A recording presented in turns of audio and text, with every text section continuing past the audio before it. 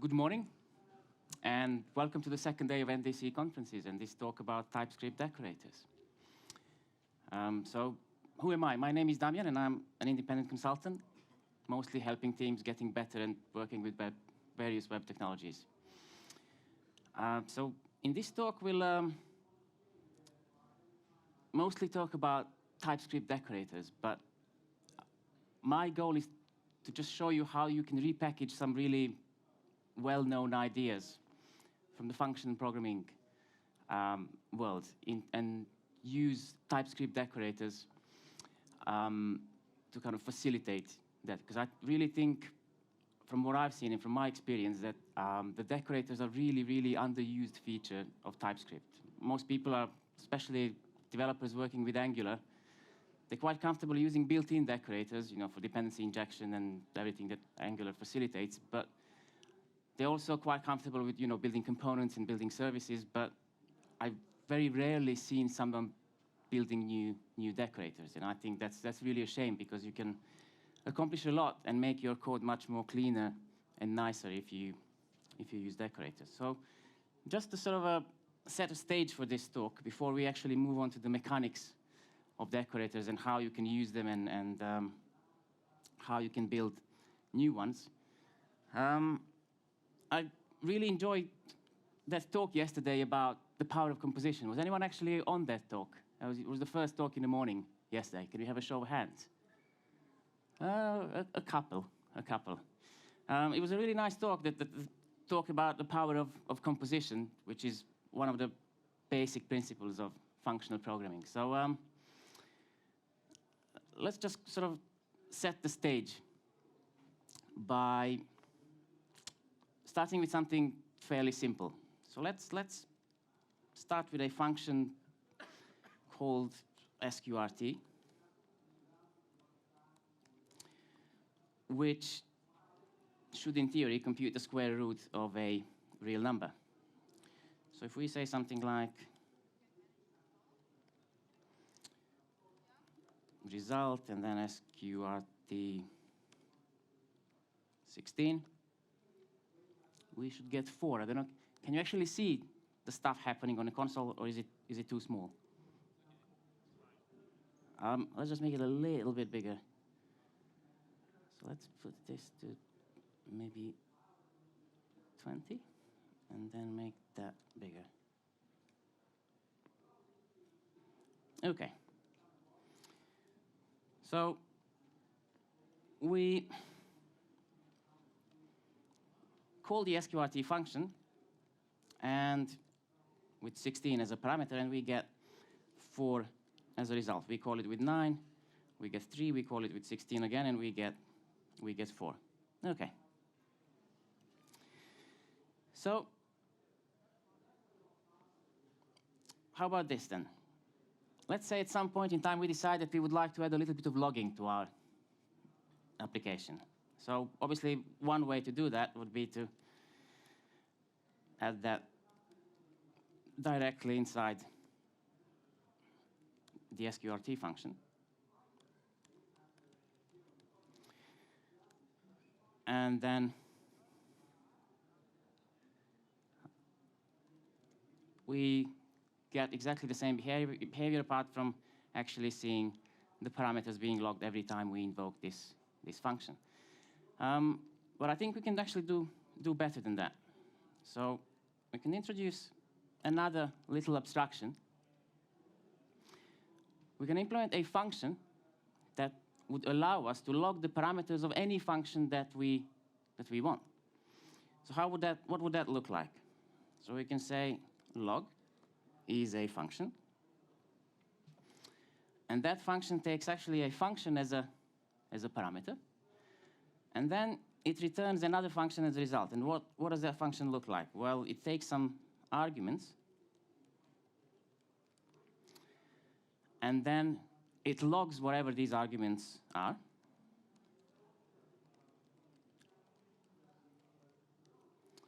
And we can actually spread these so we get a nicer output.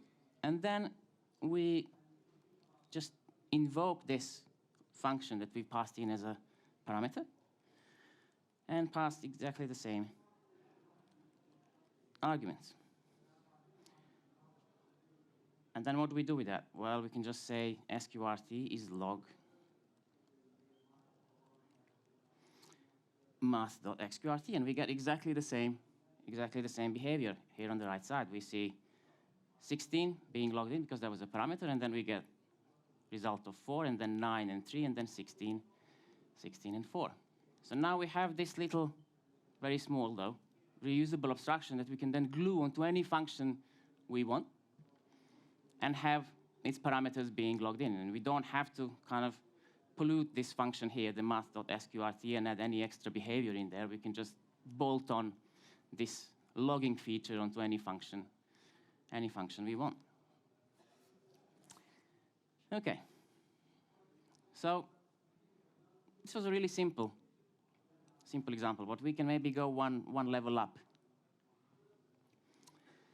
So I remember when I was about 15, the kind of demo scene and graphics programming was all rage. And I mean, this is going to sound like the Yorkshireman sketch from Monty Python, but we really had a slow computers which did not have any floating point support, so it was really, really slow to do any floating point operation like trigonometry functions or square root or anything like that. And when you do graphics programming, square root is a really important function because you're computing distances all the time. And you call the square root function many, many times. So what would typically happen in a demo was that if you had lots of friends, you would initially show a greetings page where the name of your friends would scroll indefinitely while you were in the background pre-computing all the possible results for all the possible parameters of the square root function so that you can reuse it later on. And typically you would save that into an array and then look up by index and avoid the computation altogether, which would kind of make the whole thing possible or bearable. Nowadays, that's probably even counterproductive because you have much more powerful CPUs that can compute square root in a couple of clock cycles. But it was kind of all rage then. So, but I think the idea is still applicable, maybe not in that direct form, but we'll see later on an example where that approach might actually come useful. So now we'll try and build another little reusable abstraction to kind of deal with that idea of remembering the results of a particular function invocations. So how would we go on about that? Well, we can, again, build another function and maybe call it Memoized. And there is also a function that takes function as a parameter and then returns another function as a result. So what does that resulting function look like? Well, it takes some arguments, again. And then we actually have to make this a bit more elaborate in this case. But then before we return this new function as a result, we need to initialize a little store where we would keep track of all these results of these computations. So we can say something like results is an empty object. And then here we can say, let's add some property called key, which we would use to look up into the results. And for the purpose of this demonstration, let's just say that that's JSON stringify args. So we just stringify whichever parameters are passed to that function as arguments. And then we can say if this results has a property with the name key, then we just return that.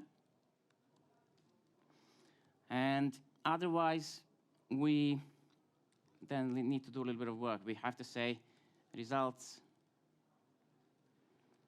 key is, what do we call the function? fn, okay. fn args. So we store We invoke the function, pass the parameters, and remember the result inside this results object. And then return the same value as a result. Okay, so let's see how would this work in action. So for the time being, I'm just going to replace this with Memoized. And then I'm going to comment out these ones. And I'm actually going to add this log stuff back in. Right. So what we have now is this sqrt function with two bolt-ons added on. One for logging the parameters and the other one for caching or remembering all these intermediate results. So when we call it with 16, we still get 4 as a result, and we see number 16 being logged as a parameter. When we call it with 9, we see 9 being logged and 3 being returned as a result. But when we call it with 16 again, we only get the result, but that there is no log, which is exactly what we want. Because what happened is this Memoized decorator or bolt-on actually remembered what the result was when we called the function first time with number 16 as a parameter. And now we just get the result straight away without sqrt being invoked at all. Right. So now we have these two little bolt-ons that we can reuse anytime we want. And obviously, now you get the idea how this whole thing works. You just have these functions all the way down, pretty much like turtles. You just keep nesting them one in each other. We have the original function, which actually does some useful work, and then we have all these bolt-ons that we apply onto it by passing that function as a parameter to other functions, and then passing these results again as parameters to other functions. So this bit of nesting here is kind of starting to look like that pyramid of doom that you might, for example, get when you work with callbacks a lot. So might be worth investing some time and coming up with an abstraction that makes this kind of a bit more ergonomic and easier to work with to kind of avoid nesting. So there is actually a well-known abstraction that helps you do that, and it's called compose. That's basically the idea behind functional composition. So we might say we want to have a function called compose, which is also a higher order function because it takes function as parameter and returns function as result. But this one is a bit more complicated because it actually takes an array of functions as parameters. So we're going to call that fn's, for example. And then the function that we return as a result is the one that takes some args. And then does what? Well, we need to start with these fn's, and then we want to reduce them. But we want to reduce them from the right-hand side, not from the normal left-hand side. So we're going to use the reduce right function, which takes two parameters. The first one is the reducer function, which has a result and a function.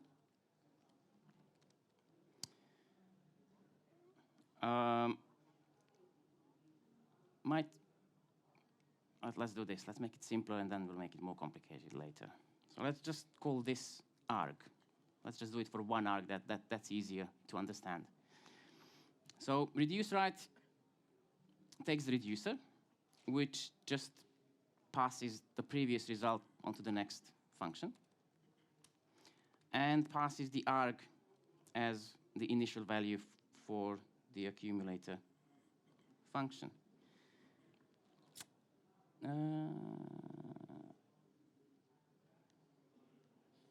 What did I do wrong here? Curly brackets. But it should not need. The equal should be an arrow. Thank you kindly. Thank you kindly. Okay, cool. So now we have the compose bit, and then we can change this a little bit. We don't have to have all these nesting. We can just say sqrt is compose. Memoized and log, and then math.sqrt. And we get exactly the same result. But what's better about this is that it's kind of more ergonomic. You don't have to have all these nesting when you invoke the functions. You've gone from kind of going deeper and deeper and deeper to just going more to the right, more horizontal. You just specify which functions you want to compose and then give them the original function. You get a function back that has all these bolt-ons. So this is a bit unfortunate, the way we implemented compose, because it won't work if your function has multiple parameters. So what we would actually want is something like this. We want these to be args and then pass the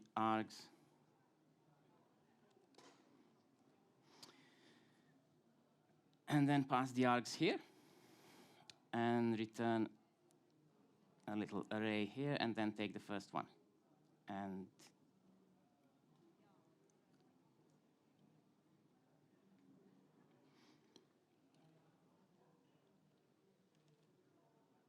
like so, yeah.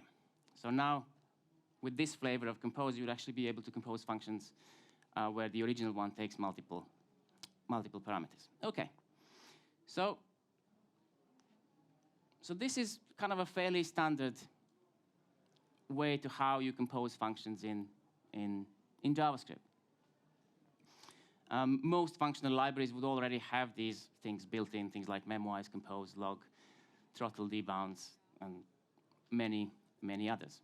But let's now see how we can repackage those ideas in a slightly different way and use TypeScript decorators to come up with a really, really ergonomic way to add these bolt-ons to our code. So what we have here is an example to how you implement a decorator in TypeScript. And this is basically a decorator that does absolutely nothing. So it just decorates a function and allows you to invoke that function and return exactly the same result as the function did originally. So as you can see, the decorators are just plain functions, as you would expect. And they are exactly the same kind of functions that we've seen on that little demonstration before. They're functions that take functions as parameters, because this descriptor.value would be nothing but your method, for example, in your class, and then return some other functions as a result. So pretty much exactly the same idea and exactly the same structure. But let's see put this into practice with kind of a more elaborate example. So here we have the log decorator, which matches exactly what the log higher order function did on that little demo, that intercepts any invocation of the method that you decorate with this decorator, and then logs whatever the parameters are when the function is invoked, and then returns exactly the same result. So we have this little example here, a simple Angular component. It's not too really important if you're not familiar with Angular. This should be fairly easy to understand what's going on. It's a component that has a button, and when we click on a button, we want to store hello world in this message and then render that on the screen. But because we've decorated this event click callback with the log decorator, we expect the log statement to appear in the log when we click on the button, which is exactly what happens. And I have a little demo here to show you that. So when I click on this, say hello,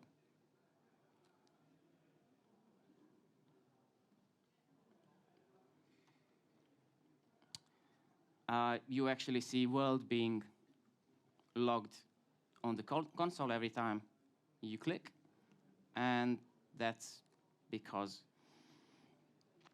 we log all the arguments before we actually invoke the original function. So this is actually quite similar to sort of monkey patching in JavaScript. You just hijack the original method and then replace it with another function that does a little bit of extra work and then invokes the very same original function and returns the same result. So we've seen that these decorators are nothing but JavaScript functions. They're just plain functions. And you just use them like so. You decorate whichever method or a class you want to enhance and add some extra behavior. So this is a really simplistic example because this log decorator cannot be customized in any particular way. But because these decorators are just functions, you can actually then implement what is called a decorator factory. So you can have a function that actually returns a function that is a decorator itself. And what would that look like? Well, we would use it like this. So this log is now no longer a decorator. It's a decorator factory because you need to call it first in order to get the decorator back. And with this little trick, you can now pass some extra bits of configuration and initialization to your decorators. So here we have an extra step of indirection. We have a function that returns a function that returns a function. So this one is the factory, this one is the decorator.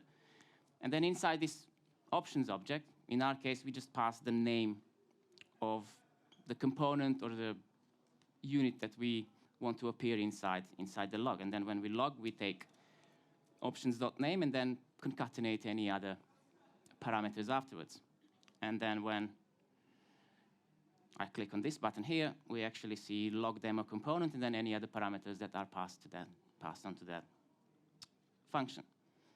And that's actually really nice because you can then customize your decorators and have them configured in a very particular way that matches your exact use case just by using this little trick where you actually have functions returning decorators instead. And because, again, these are just normal TypeScript or JavaScript functions, these parameters that you pass in, they not necessarily have to be data. You don't have to be passing, strings and objects or whatever as parameters. It's perfectly legitimate to pass a function as a parameter as well. So, for example, just for the purpose of the illustration, we have another decorator factory for logging, where we pass the format function as a parameter, with the idea being that you can exactly specify what and how you want logged. So, for example, here the format function takes arguments as parameters and then logs the name of the component and the current timestamp and any other parameters that you pass in onto that function. And then that's what actually ultimately gets logged onto the console. So if I click on this button here, we actually see the name of the component, the current timestamp, and all the parameters that were passed in. So you can obviously make this as simple or as complex as you like, because you have the full power of JavaScript and JavaScript functions available to you. Okay, so that was the kind of simple example. So the next one is just wrapping that very same Memoized function we had on that little demonstration and turning it into a decorator. So the basic idea is pretty much exactly the same. We intercept the function invocation, keep track of the previous invocations inside this results object literal, compute the key, check if we have the value, and then store it. Otherwise, we just return the very same result. Obviously, that's not very, it doesn't seem to be very useful for memoizing things like square root and normal calculation. But where it does come useful is in cases where you need to do some I/O operations to make things happen. So even though this is very non-idiomatic Angular, I think it's good enough for the illustration. So here we have a component that is trying to make some asynchronous HTTP requests. So it's trying to use this API for fetching the message of the day and then rendering that as a promise inside this template. So whichever message we get back from the server, we render inside the template. And let's say we only want to fetch the message of the day once inside our application. So ideally, you would want to move this onto the service or any other more civilized way of managing the state inside your Angular application, like NGRX or store or something like that. But for now, it's just inside the component. And we can just annotate this method here, the fetch message method, with the Memoized decorator. And what that would do is ensure that the side effect, the asynchronous call, only happens once. You can request for this message as many times as you like, but the real HTTP request would only be made once, and you would actually cache the result of that invocation. And all of that is possible because we use a promise here, because promise is a really nice and useful abstraction because you get a value or an object as a result, and then you can just cache that object and store it inside that results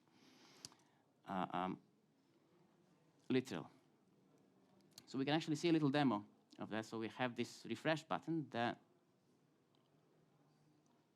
when we click, we get a message and we see the HTTP request happening. But when we click again, nothing happens because exactly the same promise would be returned as a result and no side effect is happening. So this was a really primitive implementation of memoization. But again, you can make this more complicated by turning this into, for example, Decorator factory and adding some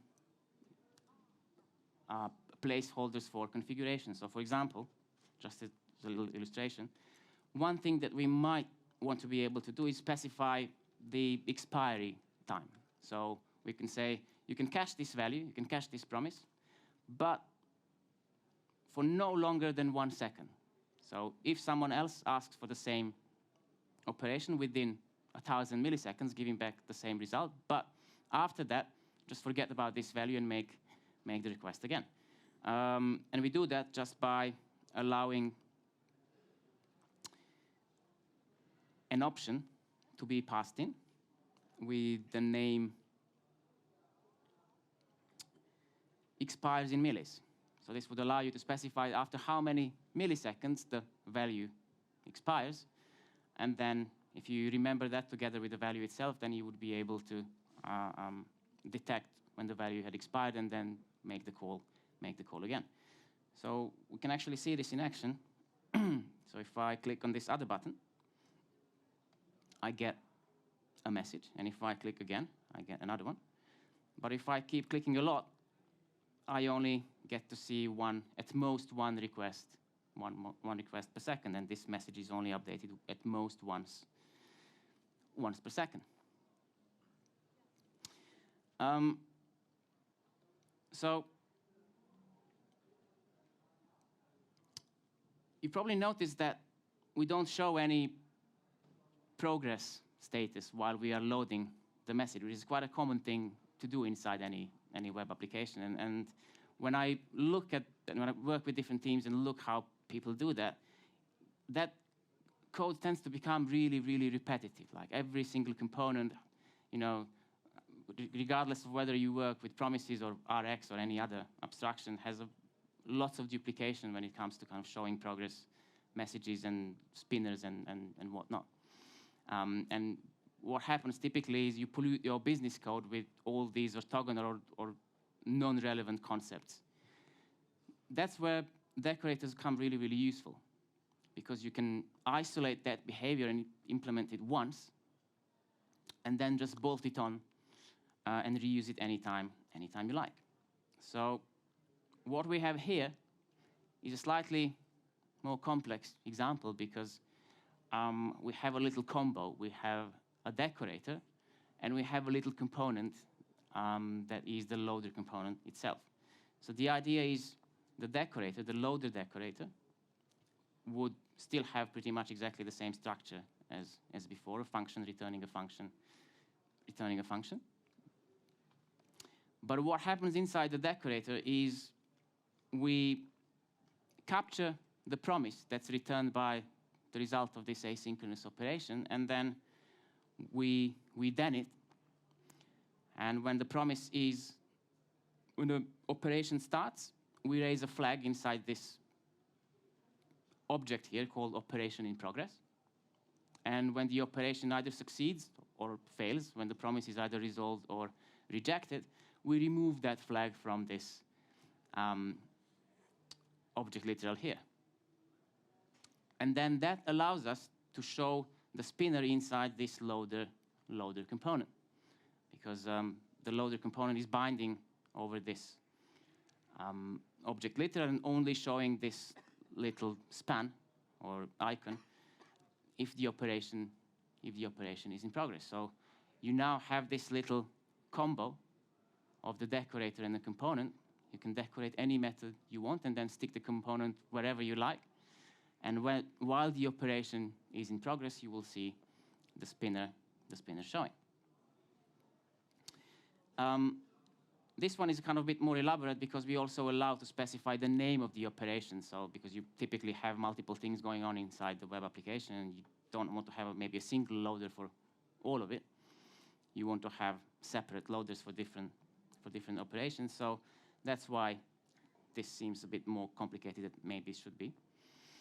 And then we can see a little demo. So how would we use this? Well, we again have a component that has a method called fetchMessage, exactly the same thing, that returns a promise as a result. But we then decorate this method with the loader decorator and say the name of the operation is fetchMessage. And then we put the loader component itself and say show the loader if the operation called fetchMessage is in progress. And then when we click the refresh button, if you have a really young and quick eyes, you should be able to see a little spinner appearing on the right-hand side of a button while the operation is in progress. So it's quite common when testing this type of code, the asynchronous code, that you may want to prolong the duration of certain operations so that you can verify the user experience and how long it takes. What does your application look like when you have slow requests going on? So that's why this little decorator called delay comes useful. So the idea is this: we would like to have a little helper like this that we can then stick onto any asynchronous method and say, well, can you actually delay this execution for, let's say, 2 seconds, so that I can verify that the spinner is indeed shown, and that that my application behaves correctly, because maybe your APIs are super quick and super fast and you never get to see the spinners when you develop. So in sort of development mode, this is something that might be quite useful. So how would we go on about this? Well, again, we have this little utility function called delay, which just delays a promise to be resolved after a specified number of milliseconds. And then inside the decorator, we delay the promise for the specified number of milliseconds and then perform the original function invocation and return that as a result. So basically just using promise chaining to delay the invocation of this API. And then we can see a little demo. So if I press on this refresh button, after 2 seconds, we get the message back, and we show the spinner. We're showing the spinner all the time. Maybe make this a little bit bigger. Right. So now that we have our loader and our delay, another common issue that happens when people write asynchronous code, at least from my experience, is that they don't really understand how promises work and then break the promise chain and end up with operations that return promises that are neither resolved nor rejected. Or alternatively, you may want to limit the duration of your asynchronous operations to a certain amount of time. So imagine you have a really long promise chain that does lots of things asynchronously, but you will want to say, if the whole thing does not complete within 10 seconds, I want you to mark this whole operation as a failure. So how do we go on about that? Well, again, we can build another custom decorator called Timeout, with the idea being that we can say, we can then decorate any function we want and specify time or duration in milliseconds. And if the operation happens within that specified time, we would get exactly the same result. If the operation takes longer, we just get a promise that is rejected with, let's say, a reason timeout exactly after that amount of time. So how do we go on about that? Well, again, we have a factory that takes millis as a parameter, as a configuration, and then returns the decorator itself. We get a hold of the method. We invoke it here. And then we raise that promise that we get back as a result against a promise that would time out after, let's say, 1,000 milliseconds. So we, again, invoke this helper method called delay, which gives us back a promise that times out after time in millis. And then we fail that promise, and then raise it against the original one. So what would that look like? So if we have a little example here that is now using all these three decorators. So we first delay this by 3 seconds, and then we time it out after 2,000 milliseconds. And we also show the loader. Obviously, we would expect this to fail because this would never complete within the 2 seconds that the timeout is going to be waiting for. And that's exactly what happens if we try this little example. So if we click refresh button, after approximately 2 seconds, it would fail because we don't get to see any message here. But you can see that the request ultimately still happened, and it actually succeeded, and we got the message back. But because the resulting promise failed, in theory, we actually do get, yes, we do get the error here saying unquote rejected promise. So now we have quite a few of these little bolt-ons. We have the one for adding the logging to all our functions, to memoizing their results and showing the loaders, and we also have a way of delaying certain asynchronous operations, and also specifying the cutoff time for when the operation should ultimately fail. So this really allows us to keep this business-related code really, really simple and really, really focused around happy parts. So we only program against the happy part, and we get the decorators to handle all these other nasty error and boundary conditions, like getting the errors, things timing out, and so on. So one thing that also becomes quite repetitive when I get to work with different teams is how they handle errors. You see the error handling code spread out all over the application code and all over the business code, and that's another perfect candidate for something that can and should be handled by the decorators and make less repetitive and then deduplicated. So how do you go on about this? Well, this is actually quite similar to the example with the loader. We have a combo of a decorator and a component.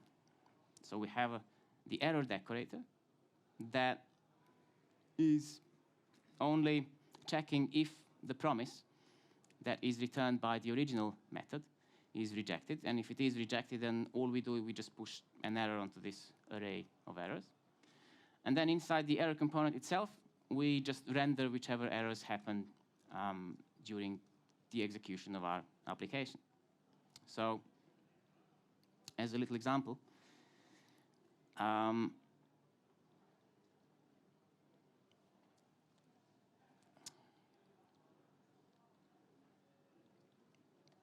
what we have here is a fetch message method that is trying to talk to an endpoint that does not exist. This is this API/missing. So our expectation is that this operation would fail, and hopefully it would be picked up by the error decorator and then rendered by the error component that we show here. So we click on a button, the error happens because we get 404 as a result, and the little error message is rendered here. If we click a couple of times, we get multiple errors, which we can then dismiss and whatnot. So this example is fairly simplistic, and it's not probably the best way to go on about handling errors, but it illustrates the point. It's good enough to show the idea. So we intercept the call, detect the case when the error happened, register that somewhere, and then that gets picked up by another component showing what and why the error happened. So hopefully this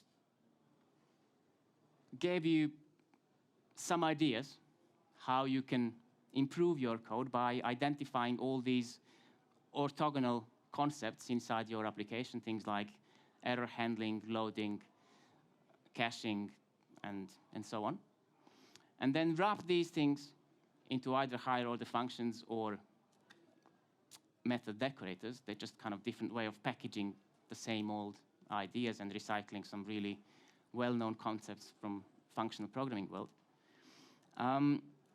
Some other ways where we can use this is obviously dependency injection, because that's exactly how dependency injection is implemented in Angular, but you can do that with your code as well.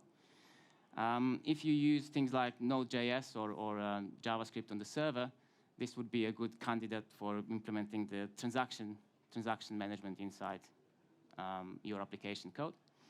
Another quite common place where I use this a lot is I tend to write lots of load test or stress test tools using Node.js. And it's really useful to have some sort of reporting to how long the requests are taking, how many failures you have, how many successes you have, the 90th percentile, and so on.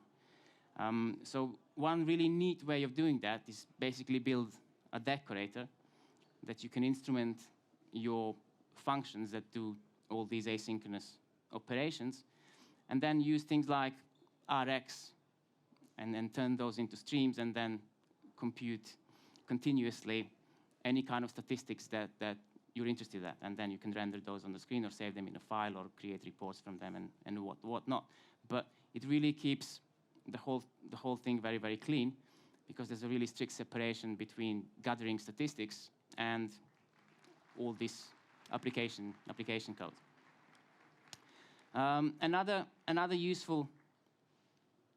Another idea where you can apply this is to analytics. So if you use Google Analytics or any other kind of analytics inside your application, it is very easy to just implement a decorator that interacts with the third-party analytic systems and then sends events across when certain things of significance happen inside your application.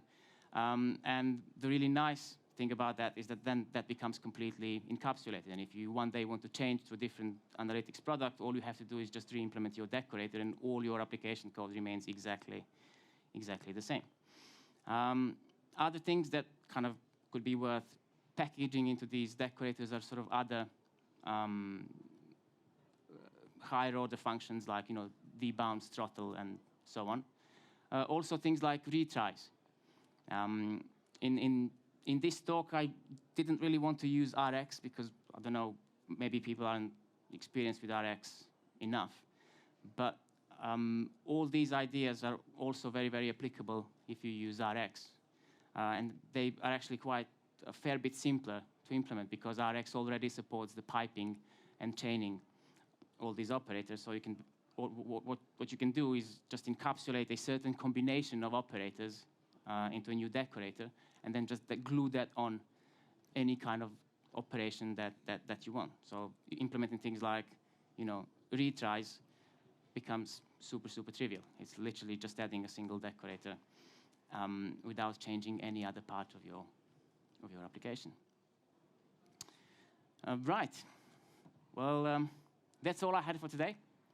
Hope you enjoyed this and you got some material to think about and some ideas to try later on when you develop your own code.